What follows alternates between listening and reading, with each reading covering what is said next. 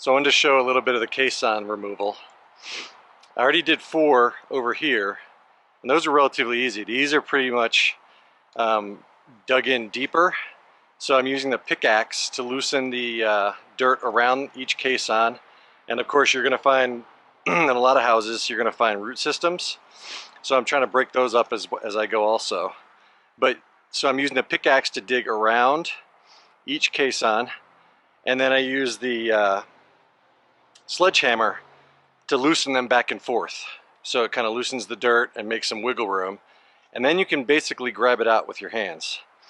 The majority of the work is in the dig out. So you need to loosen this packed soil around the base of the caisson with a pickaxe.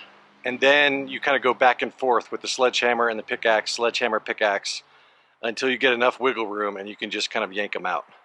And you can see what they look like over here. I showed you a little bit of it yesterday, but this is what they look like when you take them out. They're not super deep. You can definitely yank them out by hand with the proper preparation with the tools.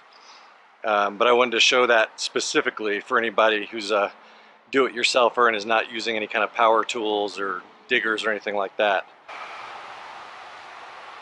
Alright, so I'm finally done getting the caissons out. All I have left is these rocks, but it started raining. The 3 over there were probably 150 pounds each, and they were pretty deep. You can see the big ones right there that I took out compared to those smaller ones that I took out yesterday. And that one that's closest to me is probably 200 pounds and came out of this closest hole right here. So keep that in mind if you're going to do this yourself.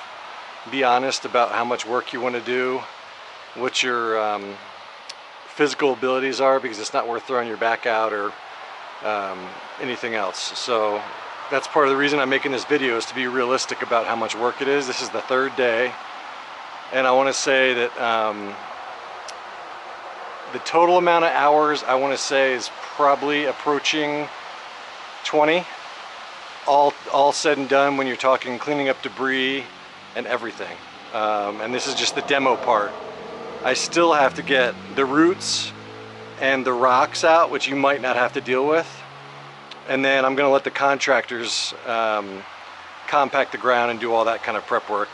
But I will videotape that in case anybody else wants to do it. So I'm going to videotape the contractor so that if anybody else wants to do everything on their own, then they can just learn from the entire video, and actually from some professionals, not just an amateur. So over here, as I said before, all this flagstone is going to come out. So I'm going to do that part also, and then I'll probably put that next to the fence, either on this side or maybe back there somewhere, for the kids, so that they can kind of run and do whatever they want to do over there without worrying about weeds or anything else. So that is almost it. Pretty much it for the demo phase. Now we're going to go into the rest of the bid, and I'll get into numbers if that helps people, and square footage. And I will probably give a plug to the contractor because he's been really cool so far. Maybe make a video for him for his website or something like that, a before and after. So keep following along if it's something you're interested in doing in your backyard, whether you have a deck or not, or you just want to do stamped concrete. This will give you an idea of price per square footage, the amount of work involved for you and or the contractor, and the tools that you need.